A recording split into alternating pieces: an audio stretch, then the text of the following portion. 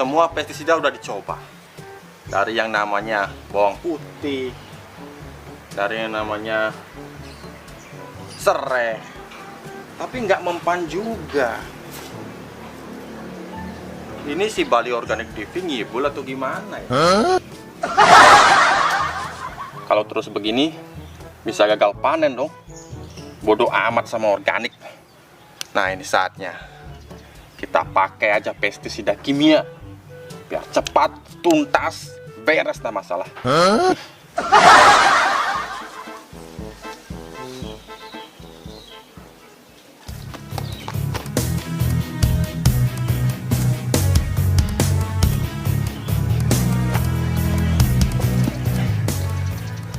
Apa-apaan sampean? Mau ngapain sampean? Mau bunuh diri ya? Saya yang punya tanaman, kenapa sampean yang repot? Iya, beli tahu itu tanaman-tanaman sampean. Tapi kenapa sampean yang mau minum pestisida kimia?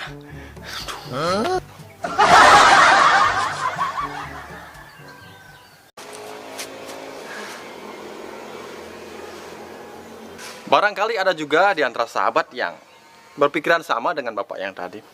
Yang tadi di film Hollywood yang kita putar bersama. Intinya begini, saya pun dulu 1 tahun ketika saya belajar tentang organik secara utuh ya, organik yang benar-benar bukan membeli begitu, jadi membuat sendiri. Nah, di situ saya merasakan bagaimana hama ini sepertinya tidak ada pengaruh ketika kita berikan pestisida nabati seperti itu. Jadi di sini bukan yang salah, bukan hamanya kebal atau pestisida nabati kita kurang mempan, akan tetapi kita belum mengerti mengenai pengertian dari pestisida nabati itu sendiri, sahabat.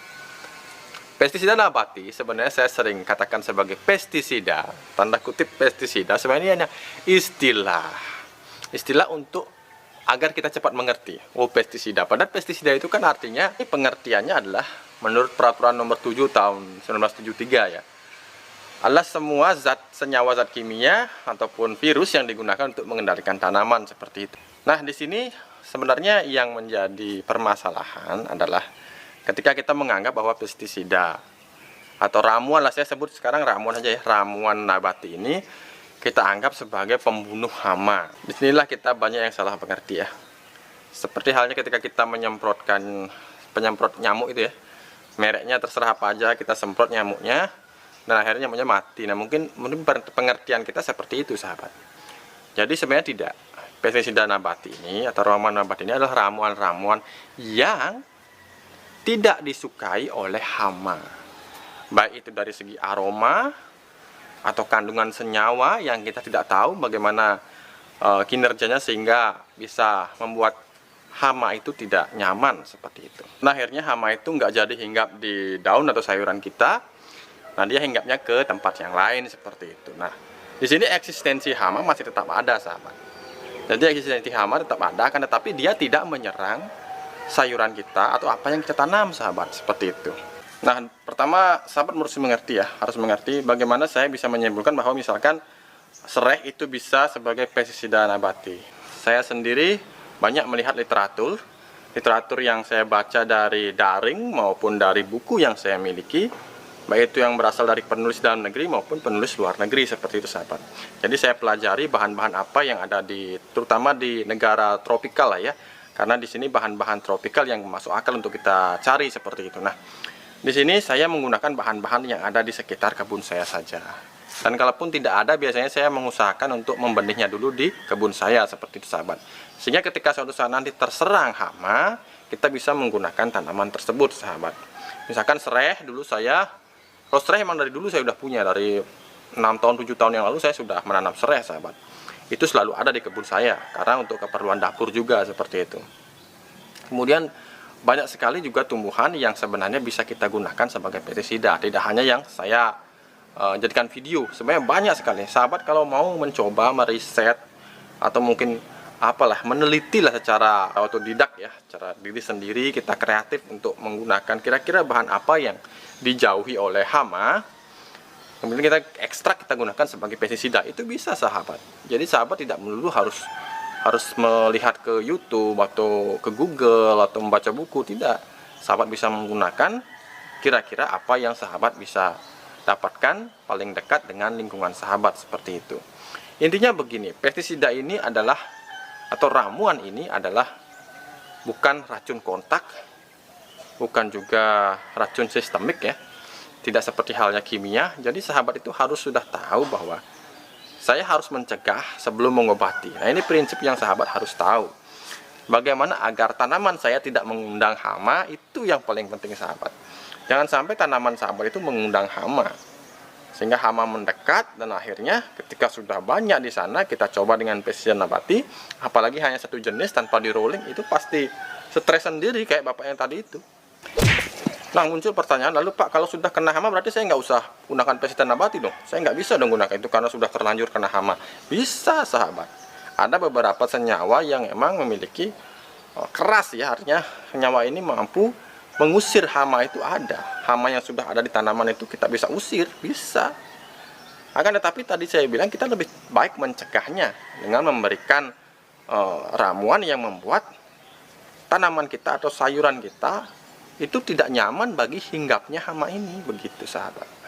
Nah, kalau sudah terlanjur kena, misalkan kutu putih ini sudah lama sekali menjadi hama sejuta petani ya, kalau kita bisa bilang seperti itu.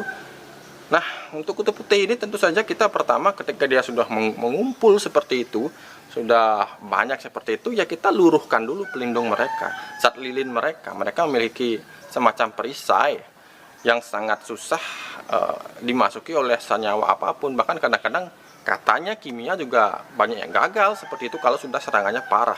Nah, kita wajib bersihkan ini dengan apa ya? Kita bisa menggunakan jeruk nipis yang kita campur dengan sedikit garam, kita bisa semprotkan. Atau bagi sahabat yang ada cairan cuci piring, sahabat bisa gunakan itu sahabat. Jadi begini sahabat, jadi jangan kita terlalu terpaku pada satu jenis pengobatan atau treatment pada tanaman kita. Jadi kita mesti tahu ketika misalkan hama ini tidak mempan dengan ramuan ini, kita coba beberapa hari berikutnya dengan ramuan yang lain seperti itu sahabat. Dan saya menggunakan itu butuh kesabaran dan telaten seperti itu.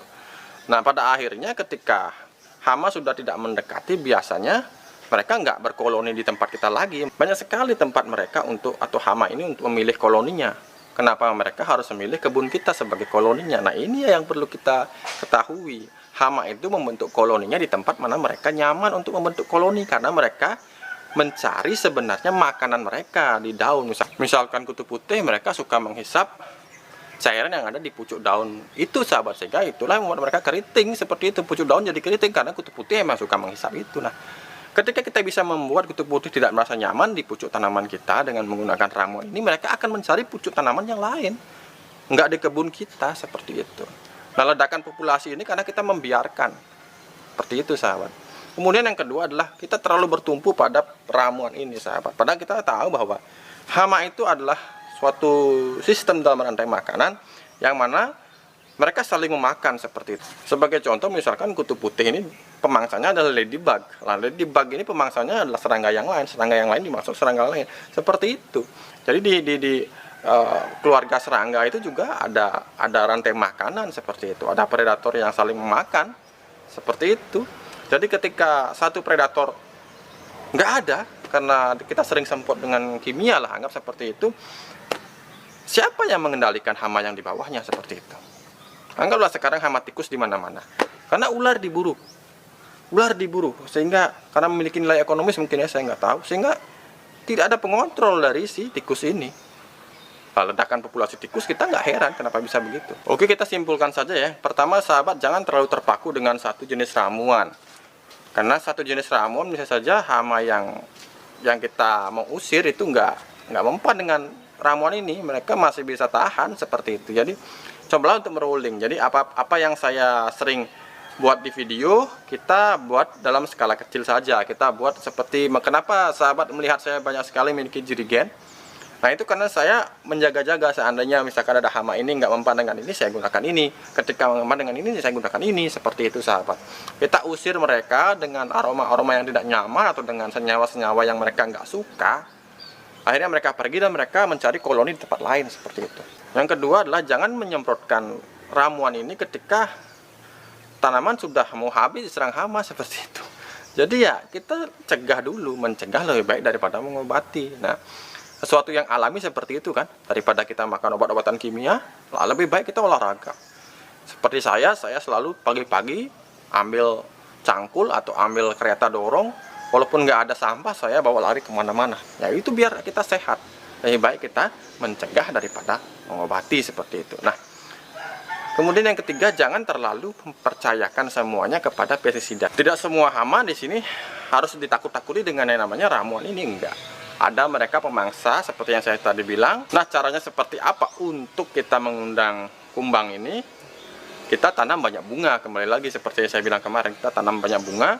Jadi bunganya jangan satu jenis saja ya. Kita tanam banyak jenis. Nanti banyak kumbang juga, banyak jenis kumbang yang akan datang seperti itu. Kumbang biasanya jarang sekali yang melukai tanaman atau merugikan tanaman. Mereka hanya mengambil sari-sari atau nektar dari bunga-bungaan ini, sahabat. Di satu sisi mereka juga memiliki makanan camilannya adalah si hama ini, sahabat, seperti itu. Nah, itulah sahabat harus mengerti. Jadi pencegahan hama itu mesti ini ya, komprehensif lah bahasa kerennya seperti itu ya. Jadi tidak dari satu sisi aja, tapi jadi banyak sisi, sahabat. Dan yang terakhir adalah bagaimana sahabat menjaga lingkungan.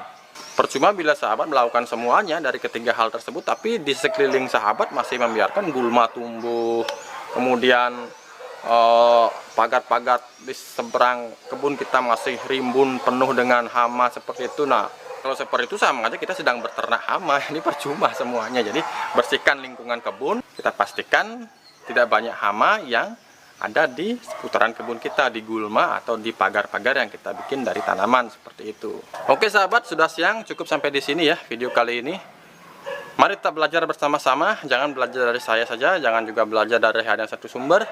Kita belajar terus dari alam ini, sahabat. Apa yang saya sampaikan sekarang belum tentu benar 100%, apa juga yang saya baca belum tentu juga benar 100%. Yang benar 100% adalah alam itu sendiri.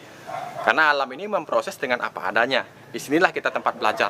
Nah, oke sahabat, jangan lupa menanamlah setiap hari agar kita bisa panen setiap hari. Sampai jumpa.